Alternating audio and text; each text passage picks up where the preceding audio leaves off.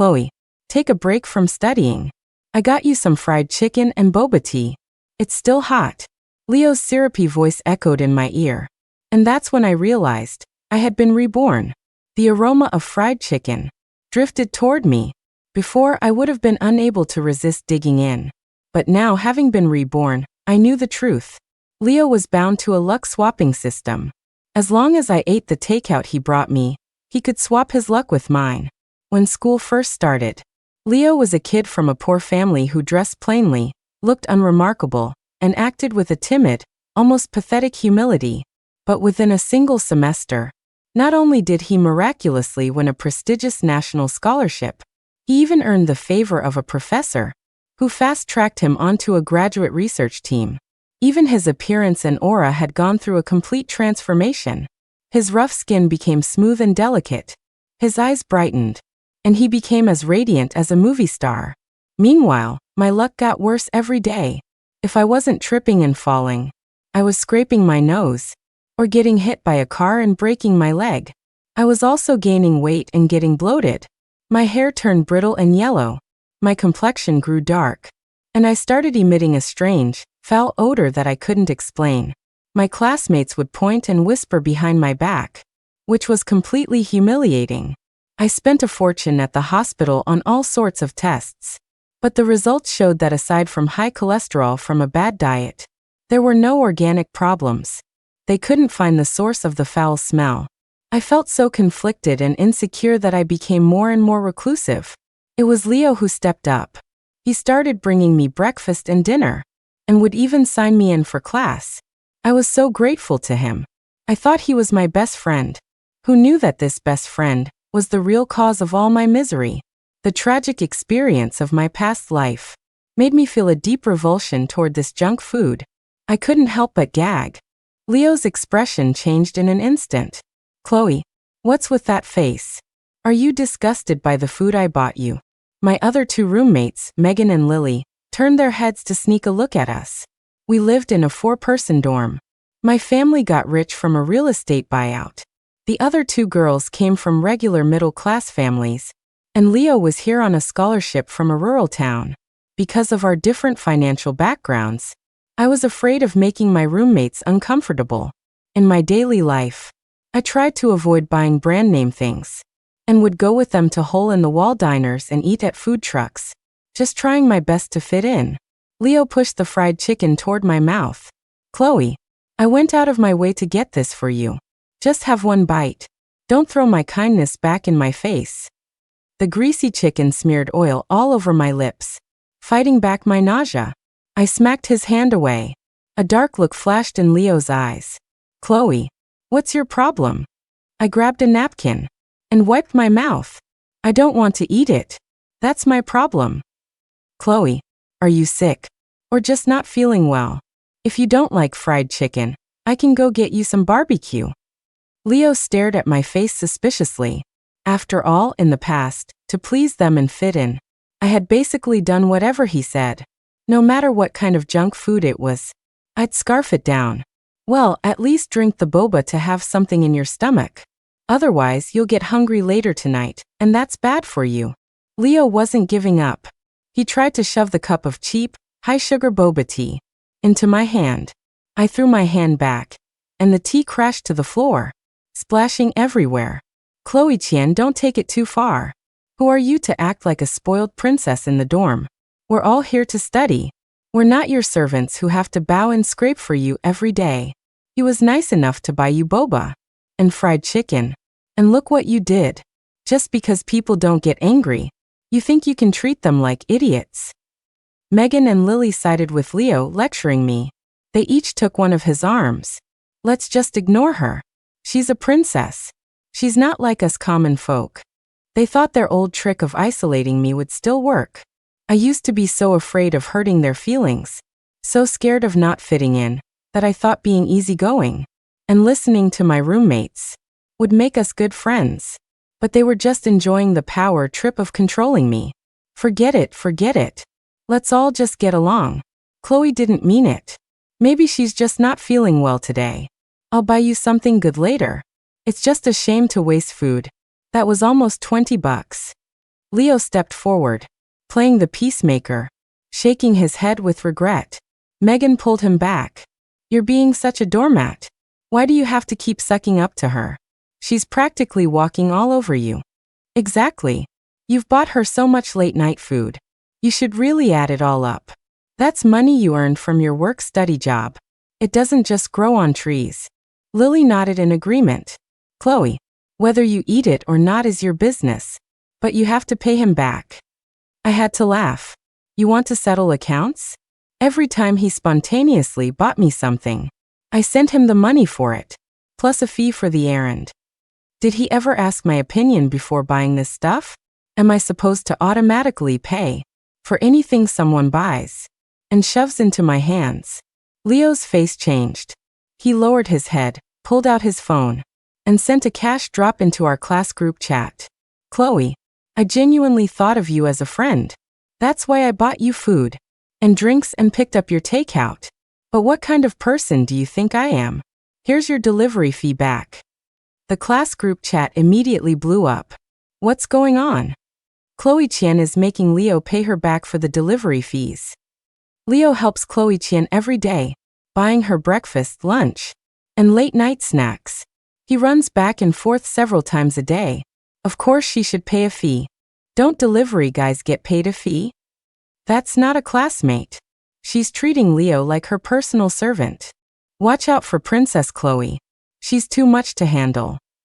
The only thing too much to handle is her weight. But what can you do? The girl eats a lot and she's built like a tank. Not only were the students in the chat defending Leo, they were also attacking my appearance. I clicked on the money Leo sent me. Whoa, $200. What a joke. I quickly pulled up my phone, stitched all my payment screenshots into one long image, and dropped it in the chat. For everything Leo forced on me, I paid him back in full, always adding a $100 delivery fee. Since we're settling accounts, let's get the numbers straight. I replied coldly in the chat. The group exploded again. Wow, the rich girl is really generous. $100 just to walk downstairs and grab some takeout. I'm available for jobs like that. Call on your humble servant next time. I promise to serve you well. Leo, you owe her $10,000, and you paid back less than a fraction of it. That's pretty shady. Leo had planned to play the victim and smear my name in the chat, but he never expected me to drop the receipts. He said bitterly, Chloe, if you wanted the money, you could have asked me privately. What's the point of putting this in the group chat? Weren't you the one who said you were returning the money? Weren't you the one who sent the cash drop in the chat first? How did this all become my fault? I held out my hand. The delivery fees totaled $15,000. You still owe me $14,800. Remember to send it back to me. Leo's face flushed red, then went pale. But he just stood there, refusing to transfer the money. Megan said indignantly, Chloe Qian, to you over $10,000 is just pocket change for a few meals. But to Leo, that's his living expenses for an entire year. Do you have to be so aggressive? Lily nodded. That's enough. We're all roommates. We have to see each other every day. Don't go too far. I couldn't help but laugh. Every time Leo ordered takeout for me, he'd also grab some snacks and boba for Megan and Lily. Of course, I was the one who paid for it all, but he got to be the good guy. The three of them had ganged up and were playing me for a fool. My money doesn't grow on trees either. You guys think it's okay to just take advantage of me? Well, you're wrong. He has to pay this money back. Otherwise, I'm going to the housing office to request a room change and get away from you weirdos. The moment I mentioned changing rooms, I could see the panic in Leo's eyes. Without me, how would he swap his luck? He grabbed my arm and forced a smile. Chloe, we're best friends. Let's not let money ruin our friendship. It's just a delivery fee, right? I'll transfer it to you right now. With a pained expression, Leo opened his phone and sent me the money. Once the transaction was complete, Leo didn't forget to remind me, Chloe, I did what you asked. Now, the takeout I just brought you. Hurry up and eat it. Don't let my good intentions go to waste. I smiled and nodded. I'll definitely finish every last bite. Seeing me agree, Leo seemed to breathe a sigh of relief. I took the takeout and walked out of the dorm. Over by the athletic field, I ran into a stray dog. The dog was so hungry it was just skin and bones. It must have smelled the food in my hands, because its eyes lit up and it started following me, wagging its tail nonstop. My mind was made up. Since Leo could swap luck through takeout, I was going to let him swap all he wanted. I opened the container and had just set it on the ground when, less than a minute later, the stray dog pounced on it and devoured everything in one go. The dog let out a satisfied burp, wagged its tail at me, and barked happily. The puppy was happy, and so was I. I wanted to see if Leo could stay so blessed and successful after swapping his luck with a stray dog. After dealing with the takeout, I did some warm-ups and started jogging. Even though Leo hadn't finished swapping all my luck yet, my physical condition was far worse than before. Not only was I overweight, I was also incredibly weak. Just walking a few steps left me out of breath. Even if it was just for my own health, I had to start working out. After finally completing one lap, I was panting heavily. Hey, you guys, look. Isn't that the campus stud and the campus queen? Wow, they're so gorgeous. What a perfect couple. The students around me were chattering excitedly. I lifted my head and followed their gaze to see Leo walking with Ethan, the hottest guy on campus. Ethan leaned in close to Leo and whispered something. Leo covered his mouth with his hand and laughed, looking shy. At first glance, they really did look stunning together. But what did that have to do with me? I picked up my water bottle and turned to leave. Chloe, what are you doing here? Leo called out, stopping me. He stood in front of me, a suspicious look on his face. I nodded. I felt a little gross after eating that takeout. Thought I'd walk it off. When Leo heard I'd finished the food, a huge smile spread across his face. Walking won't help with that greasy feeling. How about I go get you a Coke to cut through it? And maybe a couple of pizzas. And for a late-night snack, I can grab you some lamb skewers. Leo was so thoughtful. He'd even planned out my next meal. I shook my head. No thanks. I already had dinner. Leo wouldn't give up. Chloe, stop pretending. Don't I know your appetite by now? You get starving if you miss a single meal. If you skip your late-night snack. What if you get low blood sugar? Are you still mad at me? I transferred all the money back to you. What more do you want? Chloe, I'm only doing this because I truly consider you a friend. As Leo spoke, his eyes turned red, and he looked incredibly wronged. Ethan, who was standing to the side, frowned and said with displeasure, You should take a look in the mirror. You look like a pig. Leo is the only one who would be friends with you, and you dare talk to him like that. The crowd of onlookers started murmuring among themselves. Chloe Qian doesn't just look like a pig, her insides are probably black too. Looks like she just crawled out of a pigsty. She stinks. You're not wrong. I can smell it from here. Leo is so beautiful and kind. To be friends with her. And she still complains about everything. Leo. Just ignore her.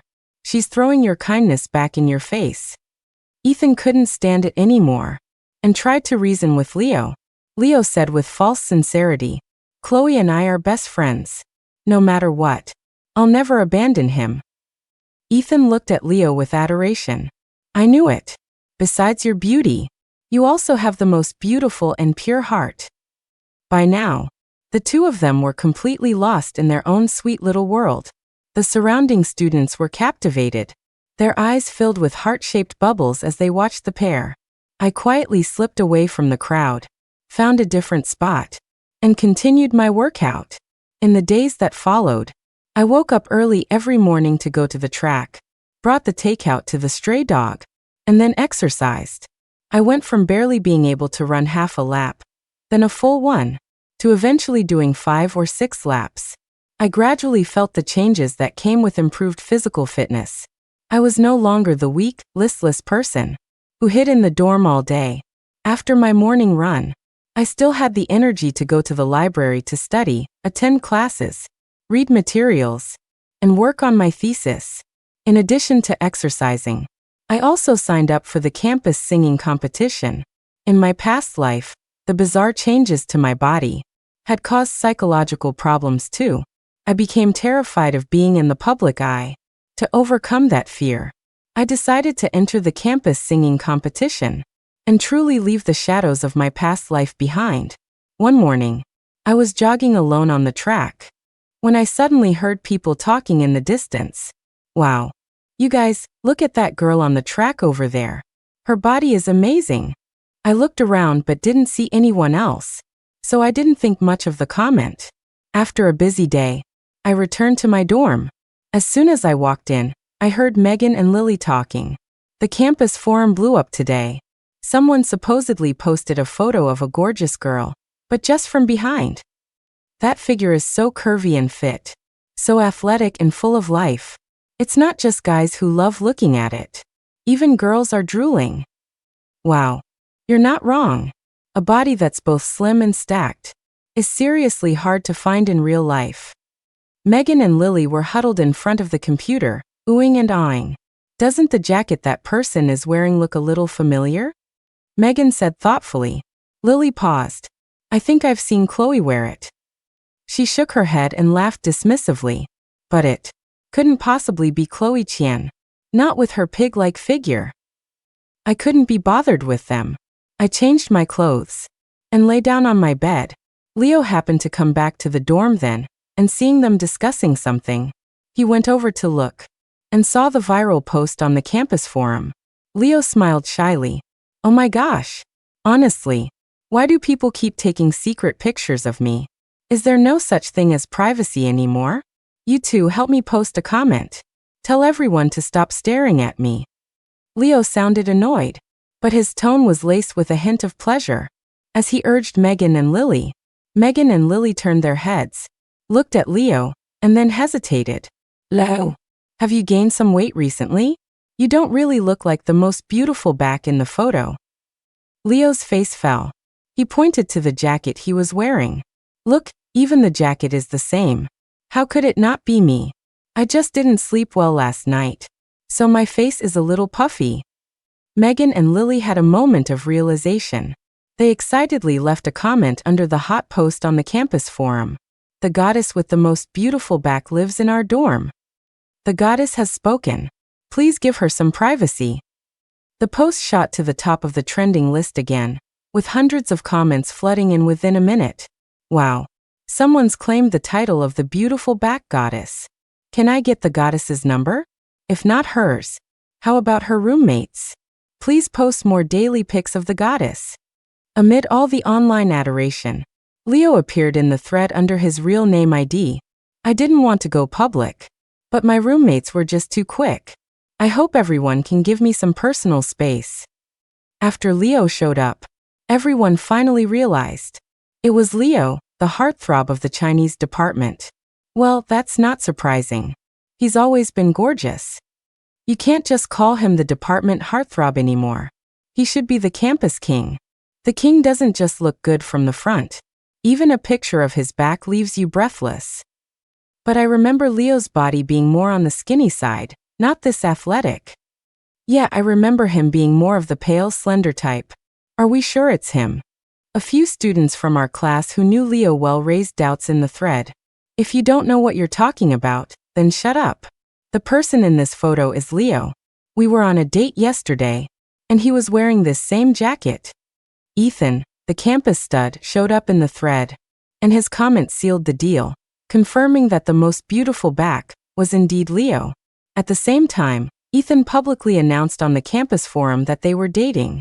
That one comment sent shockwaves through the school. The campus stud is officially taken. So brave.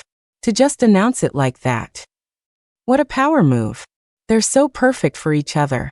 Students furiously replied and liked the post. In the dorm, Leo giggled shyly. Ethan is so silly. I haven't even officially agreed to date him yet.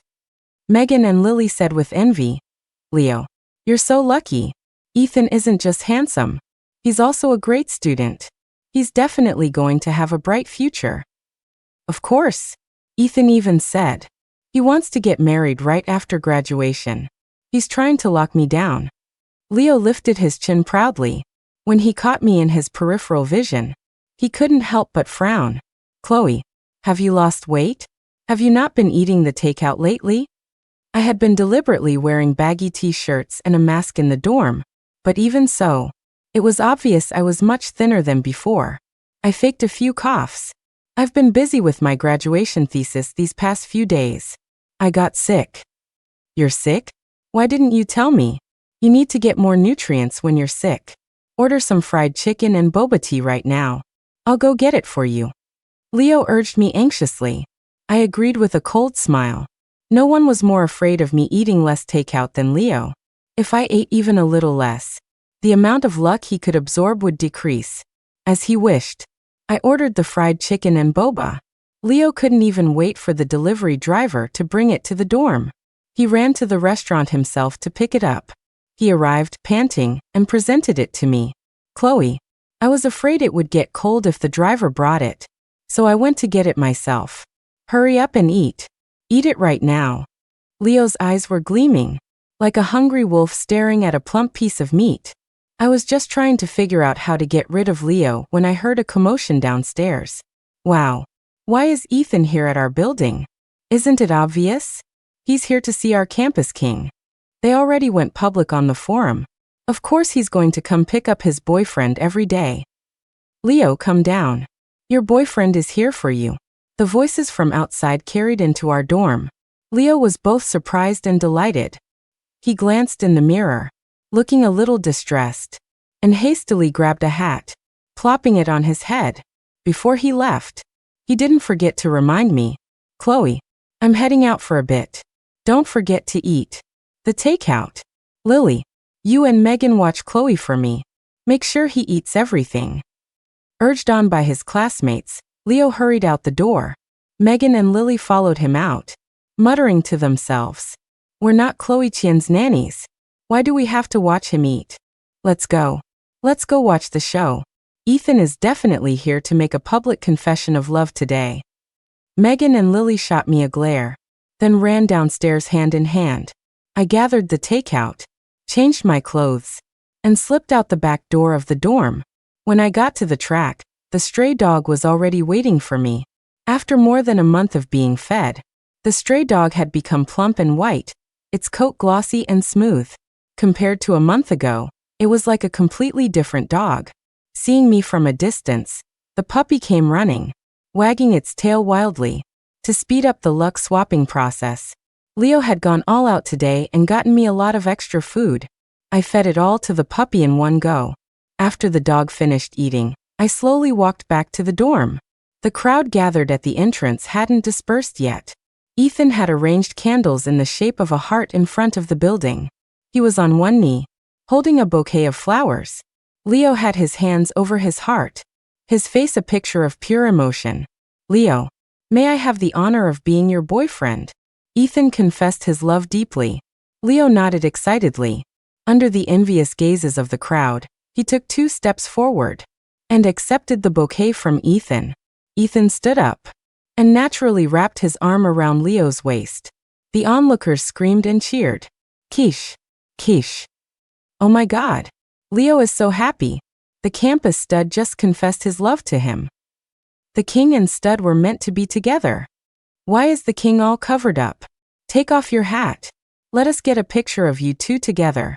As everyone was cheering, Ethan reached for Leo's chin, but Leo lowered his head, burying his face in Ethan's chest. No, stop. I'm too shy. Leo feigned shyness. In a little while, I'll stand on stage with you in my best state, okay?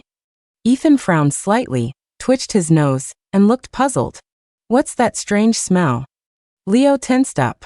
You're awful. I just ate some stinky tofu in the dorm. Keep your voice down. As he spoke, he gently tapped Ethan's chest. Ethan, lost in the thrill of holding his love, pushed the unpleasant little interruption to the back of his mind. My bad. I shouldn't have said anything. He turned to the crowd and said, all right, everyone, break it up. Leo isn't feeling his best today. But don't worry, you can all see him shine at the campus singing competition. After Leo and Ethan's public confession, He spent less and less time in the dorm. Aside from bringing me takeout for every meal, he spent all his time with Ethan. Thanks to Leo being so caught up in the bliss of his new romance, he had no time to notice the subtle changes happening to me. Until the day of the campus singing competition. That day, I finally looked in the mirror and saw that the old me had returned. My skin, my hair, my features. I was finally free of the layers of greasy fat. And back to how I was before my luck was stolen. Even that strange, foul odor had completely vanished. I changed into a simple white dress, and after a little primping, headed to the school auditorium. As soon as I entered the auditorium, I heard countless whispers and gasps. Holy crap! Who is that beauty? The list says she's Chloe Qian from the Chinese department. That's Chloe Qian? No way. I thought Chloe Qian was almost 200 pounds. Fat and ugly. How could she look like this? Is this a stand-in Chloe Qian hired? Hey beautiful. What's your name? Can I get your number? Amidst all the chatter, I walked straight onto the stage. Hello everyone. I'm Chloe Qian from the Chinese department. Today I'll be singing Tomorrow Will Be Better for you all. Facing the sea of faces in the audience below, I gave a brief introduction. I gripped the microphone nervously, not even daring to open my eyes to look at the crowd. I kept encouraging myself silently. Chloe, be brave. Don't be afraid. I took a deep breath, and before the audience could react, I began my performance. I've loved singing since I was a child. It was always my strong suit. I barely even needed to rehearse to deliver a stunning performance. My only goal in entering this competition was to overcome my inner fear. After I finished the song, I walked off the stage. A moment later, a thunderous applause erupted, nearly blowing the roof off the auditorium. Oh my God, that really is Chloe Qian. The rich girl isn't just beautiful, she's talented too. How blind were we before? How could we have called her a pig? I think I'm the pig. I remember Chloe Qian, looking just like this, when she first started freshman year. I don't know how she gained all that weight. Chloe must have successfully lost the weight and gone back to her old self. Chloe, you were amazing. I could finally face the countless pairs of eyes without flinching, facing the audience below. Whether they were gossiping, slandering, or praising me, my heart no longer felt any fear. I don't need other people to judge my life. I'm the only judge on my own stage. I walked off the stage feeling light and free. Unexpectedly, Ethan and Leo's act was right after mine. Leo and Ethan had also signed up for the singing competition, billed as a joint performance by the campus king and stud. Because of their titles, the entire school was eagerly anticipating their duet. Ethan's mouth hung open, his eyes fixed on me. Leo stared at me with venom in his eyes, even with a face caked in enough makeup to make him unrecognizable to his own mother. It was clear that Leo's face and body had undergone a drastic change. As I walked past him, I could even smell that familiar foul odor.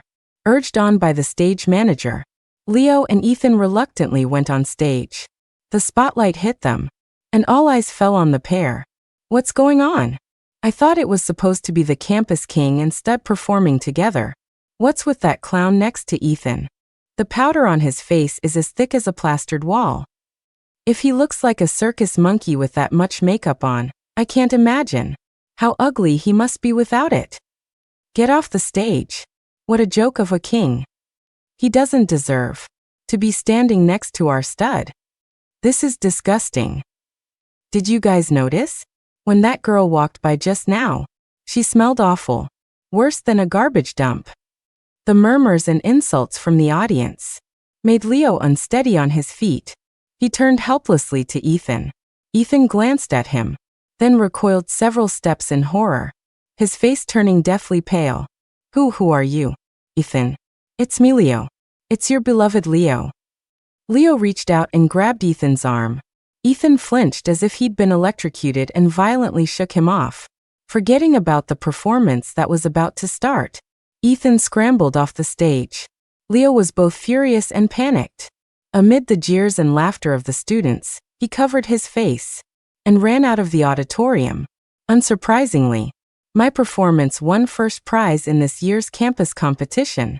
On my way back after the awards ceremony, a figure blocked my path in a small wooded area on campus. Leo's face was contorted with rage.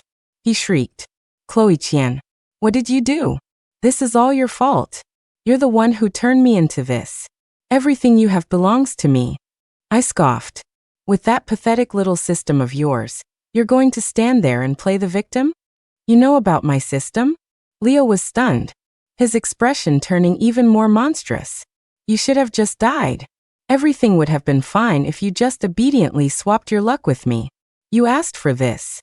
The exercise I'd been doing had made me much stronger than before. I took off running, easily leaving Leo behind. But driven by a terrifying obsession, Leo somehow caught up to me. Just as I saw the glint of a knife coming at my back, a white blur shot out from the woods and lunged at Leo. Leo let out a terrified scream. I turned to see the little stray dog latched onto Leo's arm, biting down hard. I picked up a rock and smashed it against the back of Leo's head. Leo collapsed. Campus security and the police arrived soon after. Both Leo and the stray dog were taken to the hospital. After I gave my statement, and the investigation was complete, the police told me to go back to school and wait for the results. My heart heavy, I went to the veterinary hospital. After an all-night effort to save him, the little stray dog was out of danger. When the puppy opened his eyes and saw me, they sparkled. He weakly wagged his tail. I stroked the puppy's head. "Hey little guy. Thank you. From now on you're with me. We're going to eat all the best food." Not long after, Leo's verdict came in. He was sentenced to prison for intentional assault. As for me, I walked toward a new life with my little dog by my side. My sister always got better grades than me. Mom said all the best food and toys had to go to my sister first. "Your sister is the smart one, she's going to college. You're a bit slow. When you finish middle school, Mom will find you a rich man in the village to marry. Not only will you live comfortably, but the bride price will help pay for your sister's tuition." I didn't have strong opinions, but Mom said it was for my own good, so I just nodded dumbly. At dinner time, my mother didn't call for me. Instead, she gave a gentle wave to my sister. My stomach ached with hunger, so I secretly followed them. I saw my mother holding a steaming bowl of eggs boiled in brown sugar water. "Drink up quick. Don't let your sister see." She carefully held the bowl for my sister to drink, and as she watched her eat the eggs, she lovingly stroked her head. "Our Stella needs to eat more. Get another perfect score for Mom this time. Even better if you can beat your aunt's boys."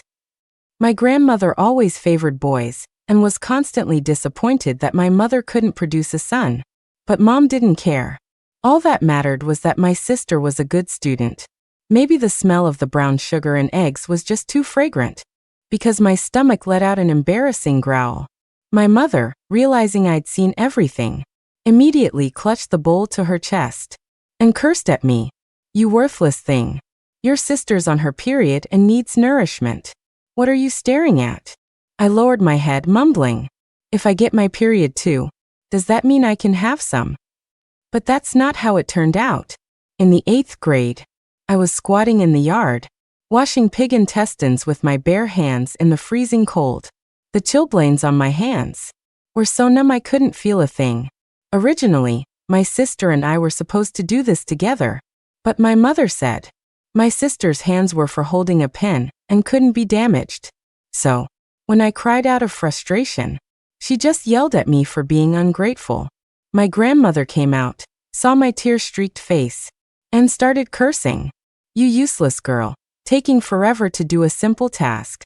You can't even do this right. And you're taking up the spot my grandson should have had.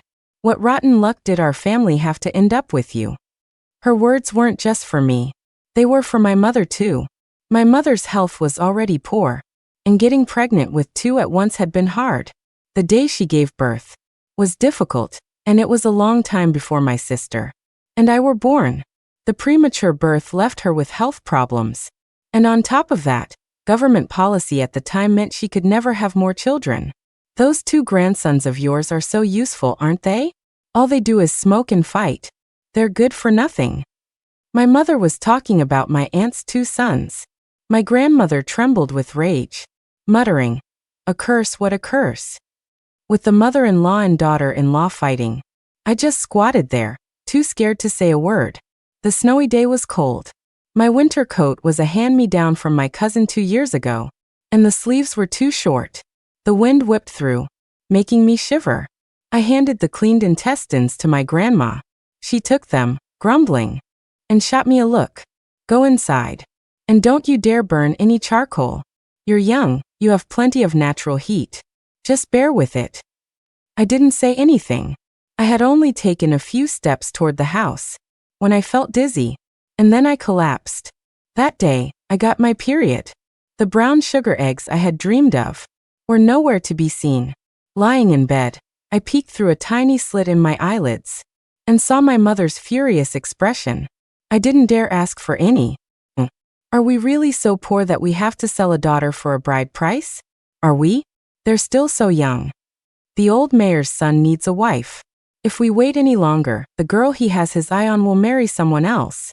Where else is your grandmother going to find such a good match? Grandma and Mom were bickering, both of them stressed. After a long silence, my mother seemed to resign herself to it. Then let Penny go. Why me? She just got her period, didn't she? She's old enough to be married off. Grandma looked at her and snorted. Penny's only had it once.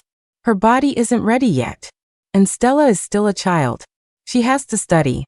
How can her future be thrown away in this village? But Mom, I'm a child too. I'm in school too. Can my future just be thrown away in this village? Mom, we've been fighting about this for years. Do you think I don't want a son? If I could. I wish Penny had just died in the womb, and I could have had another chance for a boy. That's because your womb is useless. All it can do is produce daughters. They talked as if I wasn't there. My tears had already soaked my pillow. The next day, I wanted to go to school, but Grandma stopped me. I thought she was worried about me because it was my first period, and wanted me to rest at home. But soon, someone came to the door. "Is this your girl?" The visitor was an older woman. I recognized her. She was from the old mayor's family. I know it's not uncommon in the village to marry off daughters early, but she's so young. What if she dies in childbirth? After the woman left, Grandma came at me with a broom, the blows stinging my body. "You little brat." My words seemed to have enraged her. "Do you have any idea what the mayor's family is like? Whether you go to school or not, what difference does it make? Besides, you're stupid. What's the point of you studying? Better to marry you off for some money, so we can fix up this old house." My mother was silent, standing to the side, looking a little guilty.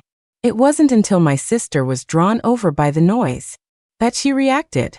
My sister was clean and tidy, her face as fair and delicate as a porcelain doll.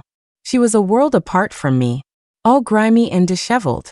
"Mom, Grandma, why are you hitting my sister? Stay back." It was the first time Mom had ever snapped at my sister. "If you don't want your grandma to marry you off, then don't go near her. Your sister has thick skin. A beating won't hurt her. You still have to study." So I was the one who deserved to be beaten, the one who deserved to be forced into marriage. I just didn't understand why the pain in my heart was worse than the pain in my body. Later, I got my wish and went back to school as usual. But my grades were terrible. What the teacher said in class, I didn't understand a bit of it. I wanted to focus on the book, to get it into my head. I wanted to be smart like my sister, so my mother would love me the way she loved her. But I was just an idiot. I couldn't learn. The teacher called on me to solve a problem on the board. My head was bowed low, the chalk hovering in my hand, unmoving. Mr. Peterson saw my predicament and cleared his throat. "It seems Penny is having some trouble. Would any student like to help her?" No one raised a hand. "Teacher, Penny's an idiot. Her mom says she's mentally slow. You should probably stop calling on her." "Yeah. I heard that yesterday Penny was almost married off to the mayor's son. An idiot for a cripple." My sister was also sitting in the class. Seeing everyone making fun of me, she was afraid of being singled out herself. So she just lifted her textbook to cover her face. That's enough. Penny, you can go back to your seat. Mr. Peterson patted my shoulder, not blaming me. After school, I went to the bathroom. I hadn't closed my backpack properly, and a few unwrapped pads I had in there peeked out. A mischievous boy sneaked one out and started passing it around. When I came back, the pad had been torn to shreds. Penny, why are you carrying around a bunch of shoe insoles? The girls were there too, and the boys were just old enough to know better. I shamefully gathered the torn pieces of the pad, while they laughed and joked around me. Are you mad? Don't be mad. You're not my girl, so I can't give you a refund. Ha ha. The girls around them just watched, saying nothing, as if they were too ashamed to speak up. I watched as the boy took off his shoe. Inside was a yellowed, stinking sanitary pad. These were the low-quality pads the town distributed for free. Any family with a little money wouldn't use them. They'd give them to the boys to use as shoe insoles. But many girls like me could only use them sparingly, sometimes having to save them. I don't know if I'd hit my head or what, but something in me snapped. I took all the pent-up frustration from class and went crazy, shoving the pads into the boy's mouth. Insoles, huh? Have some more. Don't want them? There are more on the floor. The incident ended with Mr. Peterson calling me to his office. He looked at the scratches and bruises on my face with pity. He knew everything that had just happened. Penny, if you're having trouble, you must tell a teacher first, okay? He gently cleaned my wounds and gave me a new package of pads. Penny, he sighed. Penny, you have to study hard. Get out of here.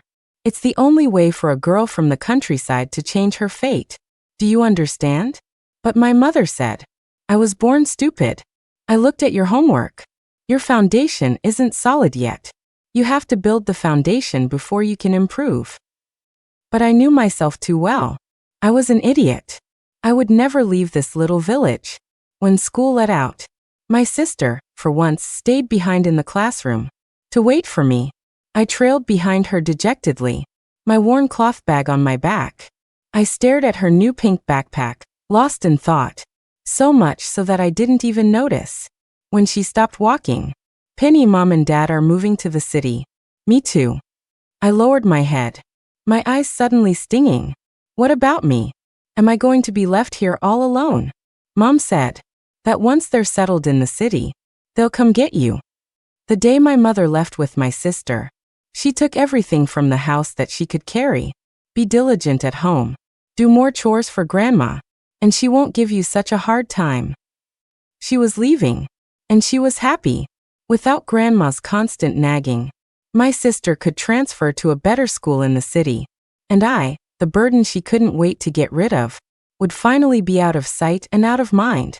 Mom, I looked into her eyes and said suddenly, if my grades were good, would you take me with you? My mother was stunned for a moment. Then she gave a perfunctory nod and walked away, holding my sister's hand. Time flew by. I didn't forget to study hard. Penny, you passed all your subjects in this test. If you keep this up, getting into a good high school in the city will be no problem. Mr. Peterson was very happy, seeing the hope in his eyes. My own heart softened a little. The other kids jeered, saying that no matter how hard an idiot tried, she was still an idiot. I refused to believe it. I forced myself to study, and finally, on a small quiz, I got an A+.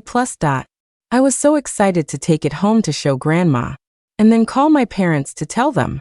But that A+ paper was snatched away by a jealous classmate. Penny sits next to Fiona, the best student in the class. He must have cheated off her. The other kids chimed in. Yeah, he's an idiot. How could he get an A+? He must have copied someone. I looked at Fiona, blurting out in a panic. I didn't copy. I looked at Fiona's paper, which had only gotten an A, hoping she would explain. But instead, she burst into tears, claiming I had secretly changed her answers, and that she should have gotten the A+. This incident somehow reached the principal. He looked at both our papers, glanced at Fiona, and then looked at me with disbelief. Penny, being slow isn't the problem. The problem is pretending to be smart. Sir, I didn't. Enough. The principal pushed up his large framed glasses. And you lie too. Is this how your parents raised you?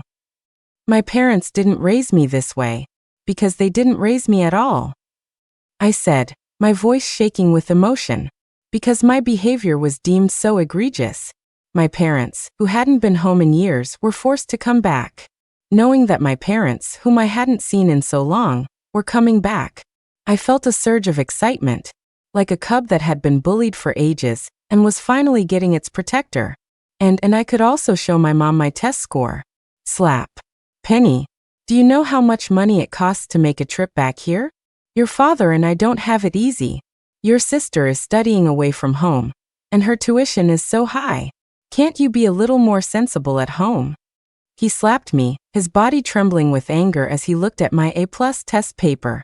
I'm not asking you to make me proud, but can you at least not embarrass me? You even have to cheat on a quiz. Mom, I didn't cheat. They're the ones who are lying. Tears streamed down my face, but I still managed to sob out my grievances. But my mother only seemed to get angrier. You have the nerve to cry? Why did I ever give birth to a daughter like you? When you were in my belly, why didn't you just die? She cursed as she tore my test paper to shreds. I watched the paper I had worked so hard for and cried out. No. But in the end, all that was left were tiny scraps. My father was smoking by the door, idly scrolling through his phone. My grandmother paid no attention to the commotion between my mother and me. Lately, she had found some new way to make money online. All she had to do was tap her finger, and some numbers would appear. And then, incredibly, thousands of dollars would be deposited into her account. She was ecstatic, having made $20,000 in just a few days. It was more money than she had ever made from her small businesses in the city. My grandmother thought he was acting crazy and called out to him a few times, but he didn't respond. David, what are you so happy about? Struck it rich? You're not even looking at the shameful thing your daughter did. That finally snapped my father out of his daze. He glanced into the inner room, then secretly told my grandmother, I've made some money recently, but I haven't told Helen. Stella's tutoring fees have gone up again. If I tell her, she'll definitely use it for Stella's tutoring. Stella was my sister studying in the city. My mother's entire focus was on her, willing to empty the family's savings for her education, hoping she would be successful. But my father and grandmother were old-fashioned, still believing that educating a girl was a waste, as she would eventually get married anyway. My grandmother thought he had a point, and told him to keep the money safe. After dealing with me, my mother was eager to get back to the city. Stella needed her there. There's your good-for-nothing daughter. You just dump her on me, an old woman. My mother shot my grandmother a resentful look. Mom, if she's in your way, you can give her away, kick her out, or let her starve. It's up to you. How could I do that? After raising her for so many years, if I don't get anything in return, wouldn't that be a huge loss? Suit yourself. My grandmother saw them off, then came back into the room to find me squatting on the floor, piecing together the torn scraps of my test paper. But no matter how much I tried to patch it up, the cracks remained. You dead girl still crying over there? That's enough. Get out here and feed the chickens, or you're not eating tonight. Hearing my grandmother's shouts, I suddenly didn't know what the point of my existence was.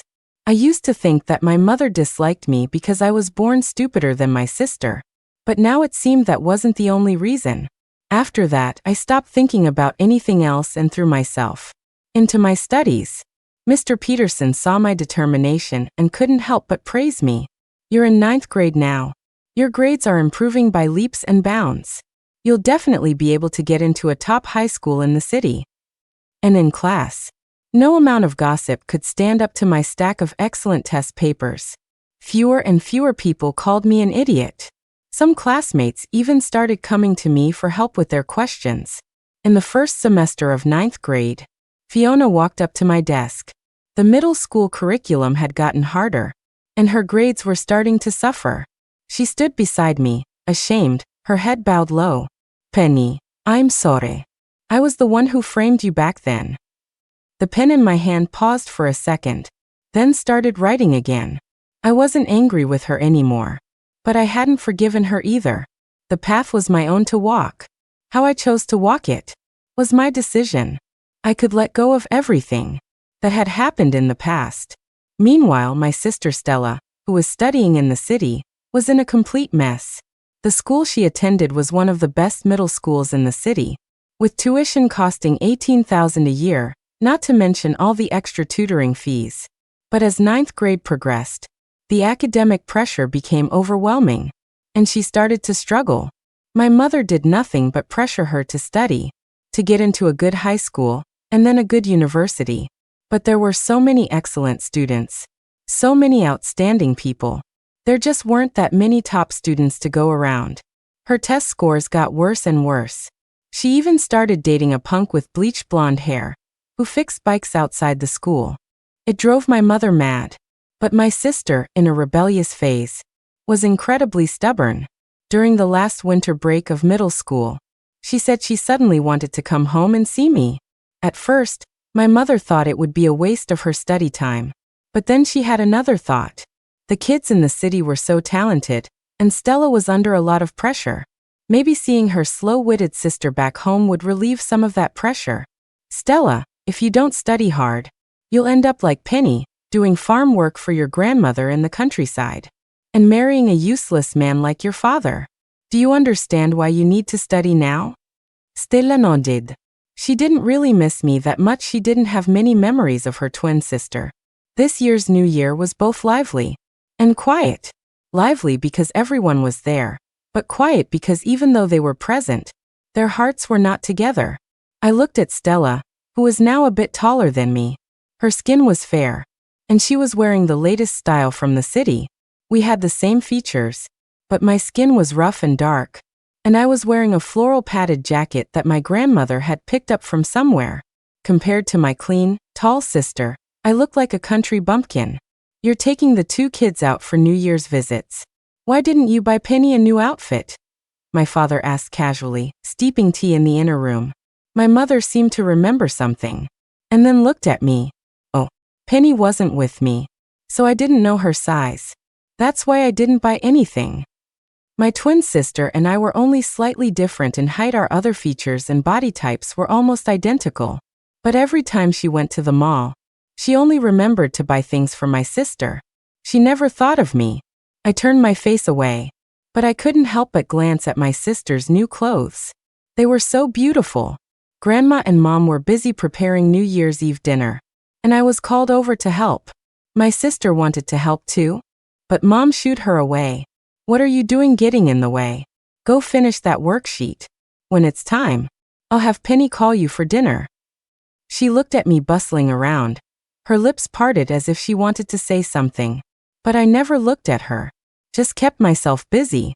I seemed to have gotten used to this unfair treatment. I just wanted to finish my chores quickly, so I could go to my room and do my homework. This year, since my parents were home for the holiday, Grandma killed the chicken she had been raising for a long time and made soup.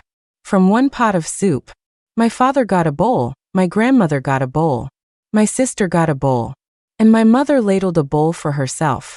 When it was my turn, all that was left were some scraps. A chicken is only so big. There's not much meat to go around. My mother saw that my sister only had a few pieces of chicken in her bowl, so she picked out her own and put them in her bowl. My sister complained that the skin on the chicken was too thick and greasy, and pushed it away. You're at a growing age right now. You need to eat more. And if you eat well, you'll be able to study better, you know? When my mother saw that my sister still wouldn't eat, she picked the skin off the chicken. So picky. No wonder you're so skinny. She watched over my sister as she ate the meat. I don't know if she noticed me watching from the side, but she dismissively flicked the pieces of chicken skin into my bowl, muttering, "You little curse." She said irritably, "You eat some too. This chicken skin is nutritious." I picked up my chopsticks and put the chicken skin in my mouth. It was soft and tender, with a rich, fatty aroma. It was really delicious. Why didn't my sister like it? I contentedly ate every last bit. And then I noticed my sister was watching me too. After New Year's Eve dinner, My sister wanted to watch fireworks, so my mother told me to go set them off. I've always been afraid of loud noises. I hesitated. What are you waiting for? Go set them off. I took the lighter and slowly walked over. My hand trembled as I lit the fuse. With a whoosh, the fireworks shot out of the tube. Sparks landed on my chilblain-covered hands, itching and burning. I was startled and stumbled backward, landing hard on my butt. My sister started laughing, and my mother laughed along with her. What a clumsy girl. Can't even set off a firework properly. My mother's laugh had a strange edge to it. She turned and started chatting with my father. They came from the same womb. How can they be so different? My father took a drag from his cigarette, his eyes occasionally glancing at his phone, seeming a bit distracted. My mother didn't mind, just kept talking to herself. I hope our Stella gets into the city's top high school this year, stays healthy, and has a bright future. Her New Year's wishes mingled with the sound of the fireworks and reached my ears. I sat on the cold ground, watching the brilliant flowers bloom in the sky, and silently made my own wish. I hope I, Penny Jo, can get into the city's top high school this year and finally escape this family. The entire winter break, my sister and I didn't talk much. I was rather quiet, so she was usually the one who initiated conversations. Are you doing okay at home? Are you keeping up with your studies? If there's anything you don't understand, I can teach you. Why aren't you talking to me? My sister would say, while I focused on my workbook. She looked over, examined the workbook closely, and then added, "This workbook is an old edition. I have the new one here. Do you want it? Stella." My mother had walked in at some point. She glanced at my sister, then at me, and started yelling again. "Penny, do you just love being jealous of your sister? You're asking your sister to help you with your homework. But doesn't your sister have her own exams to study for?" My sister was stunned and tried to explain, but my mother had already walked over. She snatched the workbook and flipped through it. The first few pages were covered in red check marks. She said sarcastically, "What, now you're even stealing your sister's workbook? This one is mine." I tried to take the workbook back, but my mother held it higher. "Yours? Where would you get the money to buy a workbook? I'd believe you if you said you stole it. Look at this work in the front. This is clearly the work of an excellent student. How could it be yours?" "Mom," my sister finally couldn't take it anymore. "That workbook really isn't mine. It's Penny's. Stella had a habit of writing Stella on all her things, so this book definitely wasn't hers." My mother was skeptical, but still felt uneasy about something. She threw the workbook on the floor, like it was garbage. I watched as I scrambled to pick it up. I was crying, but the sleeves of my old clothes were too short, and my tears and snot wiped all over my wrist. The conditions in the countryside were poor. Mr. Peterson had gone to great lengths to get these workbooks for us, one for each student. We could erase our work and do them again. We treasured them. "Penny, your sister is trying to get into the city's top high school. Can you stop being so selfish? Stop trying to waste your sister's time, okay?" "Mom, but I have to take the exams too." I cried, but all I got was her cold laugh. "Didn't I tell you? You're an idiot. You won't pass even if you take them. Finish this last year. Your compulsory education will be over, and then you can hurry up and get married. That way, you won't drag the whole family down, and I can finally be free of you this burden." She protectively pulled my sister's hand, lovingly stroking her head. I couldn't even make a sound to cry anymore. "Mom, do you hate me? Why can't I feel any love from you? Why don't you love me at all?" I choked out the words. My mother's aggressive demeanor slowly faded, and she calmed down. She looked at me with the same old, unfamiliar expression. "Yes, I hate you. Because of you. I was pointed at and judged by the villagers, called a hen who couldn't lay a son. Because of you. I was blamed by your grandmother and ignored by your father. I wish you would just die. I wish you would just disappear." I was stunned. The last glimmer of hope in my heart turned to ash. All this time, I had been a stranger in this family. My mother saw me as an enemy. I silently picked up my workbook and left the only warm room in the house. I watched them, a happy family inside, while I hid in the woodshed to read. Sometimes, when it was too cold to bear, I would go to Mr. Peterson's house to study. He would give me hot soup to warm me up, and help me with my homework and correct my mistakes. He knew a little about my family situation. Penny, did you know? I was also a child from the countryside. I looked up into his sincere eyes. My family favored boys. They just wanted me to get married early after I grew up, stay in the village, and be a housewife forever. But I wasn't willing to accept that as my only path. I am my own person, not who others say I am. What I become should be decided by me.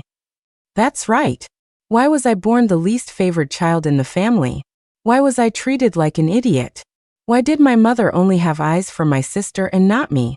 Does any of that matter? No, it doesn't. I silently repeated to myself.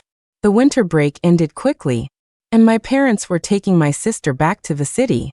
Before they left, my sister looked at me, wanting to come over and say goodbye, but my mother saw her and pulled her away as if I were the plague, rushing her to the train. I watched her mouth the words. I think she was saying, "Good luck on your exams." I never blamed her. After all, she wasn't the one who created this situation. Summer came faster than I expected. On the day of the high school entrance exams, Mr. Peterson came to see us off, wearing red for good luck. We were the first group of students he had taught since coming to the village to teach. He had high hopes for all of us.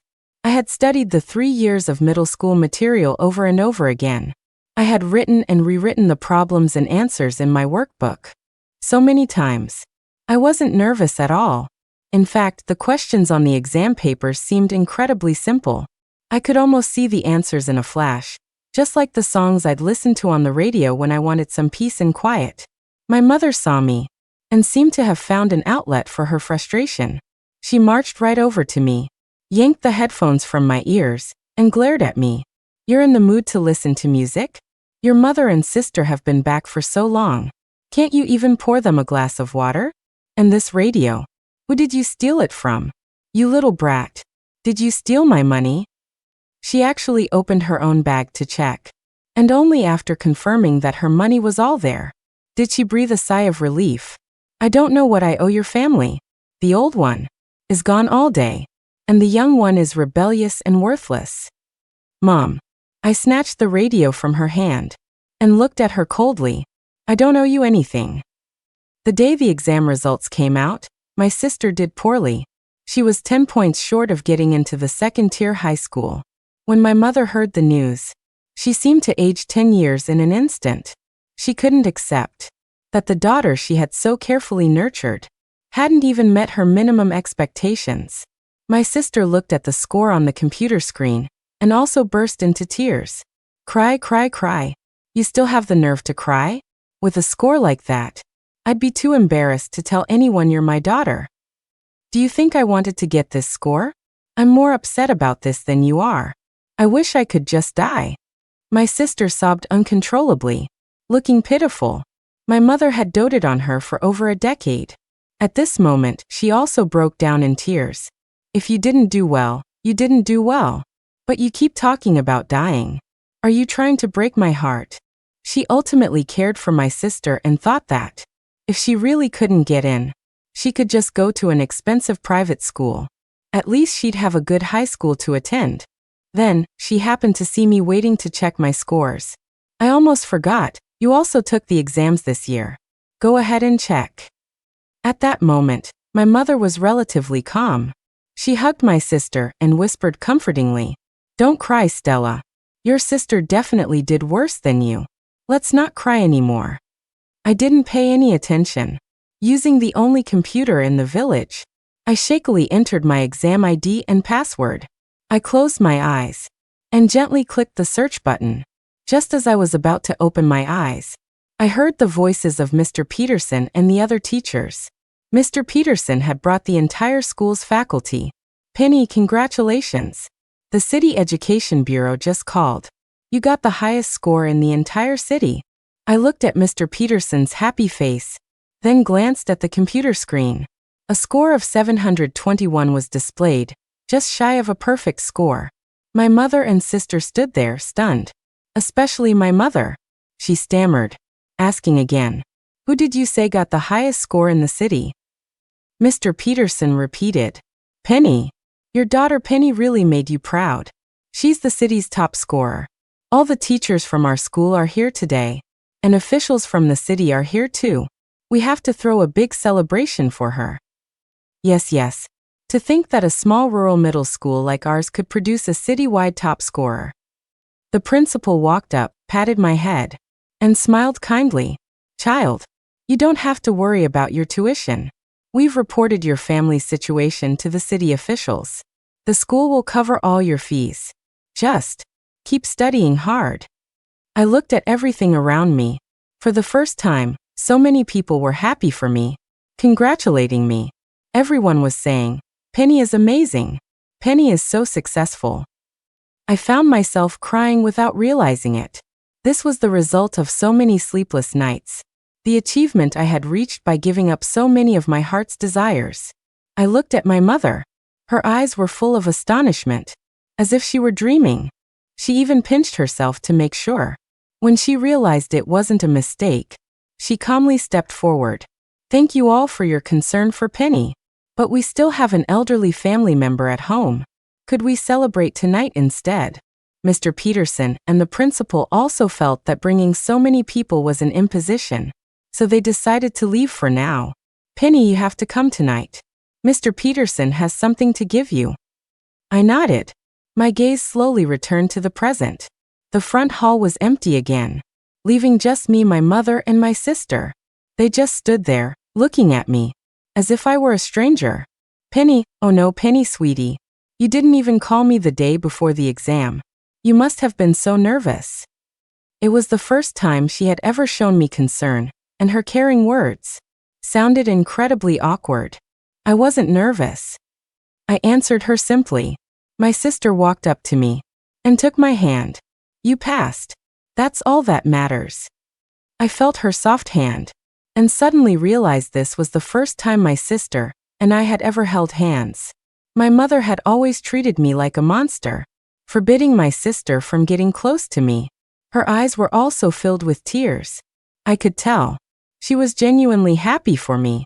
Your sister really cares about you. She truly wants what's best for you. At that moment, my mother put everything else aside and pushed my sister toward me. "You are sisters connected by blood. You should take care of each other." Tears streamed down her face, as if she were crying out a lifetime of tears. "So, can you give your spot at the city's top high school to your sister?" Just a moment ago, I had almost believed I was no longer the neglected child. I could finally receive my mother's care and a sister's love. But my mother's words shattered that false warmth, plunging me into an icy abyss. "Mom, what are you saying?" My sister pushed her hand away. "I would never take Penny's spot. What kind of person would that make me? Can you just wake up?" A person who had been hit with 2 shocks in one day could not possibly be clear-headed. She placed her hands on my shoulders, looking at me earnestly. This was the first time I had ever seen her up close, yet she felt like a complete stranger. I didn't know how many wrinkles had crawled onto her face. At that moment, she looked as old as a lifeless puppet. I looked at her blankly, recalling the past. We had never even exchanged a single word of love. "You two sisters look so much alike. Whoever goes to register, how would anyone know the difference? Penny sweetie, I'm begging you. I was wrong before. I always neglected you. I have my own difficulties, you know. Don't I want to raise both of you? I'm just not capable. I'm powerless." She hugged me tightly, repeatedly apologizing. But whether it was love for my sister, or a stubborn obsession she'd held onto for years, it was impossible to say. "If you really hate me, I'll kneel for you right now, okay?" Seeing her like this, my heart went from sour to numb. I should never have had any expectations for this family, for her. But why did it still hurt so much? But when she saw that I wouldn't yield to the soft approach, she resorted to the hard one. "Penny, you shouldn't be so ungrateful. If it weren't for me, How would you even exist? My mother's eyes glared at me fiercely. I was in labor for a day and a night to give birth to you too. It damaged my body, and I can never have children again. All these years, I've endured the criticism of your father and your grandmother, desperately trying to prove that I could raise an outstanding daughter. Are you going to watch me live my whole life as a joke, to be laughed at by the neighbors? She told me all about her years of hardship, while also hitting me as if to vent her frustration. If my sister hadn't intervened, my body would have been covered in bruises. I looked at the sun slowly setting in the sky, and finally spoke. Fine. Consider it payment for the gift of life. Later, Stella and I swapped names. She went to the city's top high school in my place. I never went to the celebration banquet that day. Mr. Peterson waited for me for a long time. In the end, he could only deliver his gift to my doorstep. I opened the box. Inside was a beautiful set of stationery. I couldn't help but think of my own rough, handmade triangle ruler made from firewood. I realized Mr. Peterson must have seen it and kept it in mind. Underneath the box was a letter. It said, "Don't just dream of a better life. Build it. Stay strong, even when things are tough, and never give up on your ambitions." He said, "I had to study hard to escape the confines of my toxic family." He said, "My life was my own, and only I could decide how to live it." I didn't give up. I chose to continue my studies. So what if I had to repeat a year? I still had a chance. The knowledge was in my head. Even if I had to do it all over again, I could still handle it. In the high school entrance exam the following year, I succeeded. I once again got into the city's top high school, but I wasn't the top scorer this time. Even so, the villagers still came to congratulate me as they had before. Only this time they said, "Congratulations, Stella." The villagers knew something about what had happened that year, and their financial support for me continued. Especially Mr. Peterson. It was the first time he had shed tears of sorrow for my situation. He stroked my head like a mother would.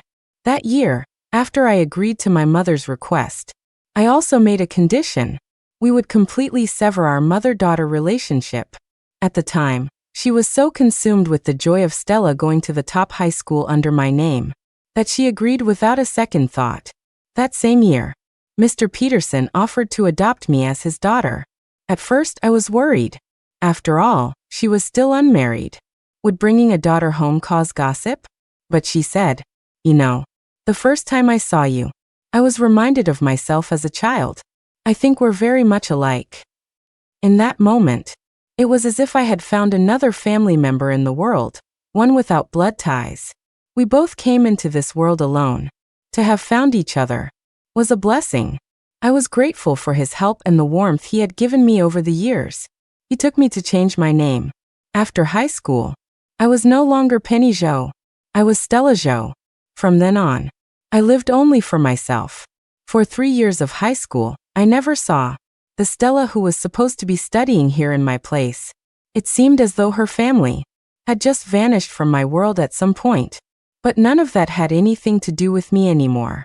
I continued to work hard, never daring to slack off for a moment. Igru taller. My skin became fairer, and many people secretly called me a goddess of learning. But I didn't care. I enjoyed the peace of my current life, so much that I was reluctant to think about my Bukhan past. But eventually news of my family reached me. One day after school, my father came to find me. He looked much older, his collar loose and yellowed, clearly washed many times. When he saw me, he seemed a bit embarrassed, but still asked, "Penny, have you been well?" I nodded, not wanting to speak. "That year, after your mother took your sister to register for school, your sister didn't study. She ran off and got a room with that blonde-haired punk. Later, when she was too far along in her pregnancy to hide it, your mother finally found out. Your father has no talent. He got addicted to gambling and racked up a huge debt. In the end, he couldn't even scrape together the money for your sister's abortion. Your mother was afraid that if your sister didn't get rid of the baby soon, it would affect her studies, so she took her to a private clinic." He choked up at this point, and I was curious, but then I realized that this man who had never cared about me my whole life, was actually crying. What happened to my sister? A bad feeling crept into my heart, but I still asked, my voice trembling. That clinic was a third-rate, unlicensed dump. The doctor who did the abortion had heard she could barely read. Halfway through, she started bleeding heavily, and they basically just let your sister bleed to death on the table. At that moment, my hands and feet went cold, and my head buzzed. The face in my memory, so similar to mine, seemed to be smiling at me, but I would never see it again. Later, my father told me that my mother couldn't handle the shock. She fainted and was rushed to the hospital, where she barely survived, but she had already lost her mind. He said he had sent my mother back to our old home, and now the family was living off the small plot of land in front of the house. He knew he had nothing left to offer. I didn't know why he had come to tell me all this, but in the end he pulled out a few crumpled $10 and $20 bills from his pocket and handed them to me. Only then did I realize, he had come to apologize. He said he was sorry for how he had treated me all those years and for not being a good father. He said he didn't expect me to forgive him, but he hoped I would go back and see my mother. I didn't take the money. I used my classes as an excuse and fled back to the classroom. After I got back, I had a dream. In the dream, my sister was lying in a hospital bed, her face pale and bloodless. She beckoned to me, but I was too scared to go closer.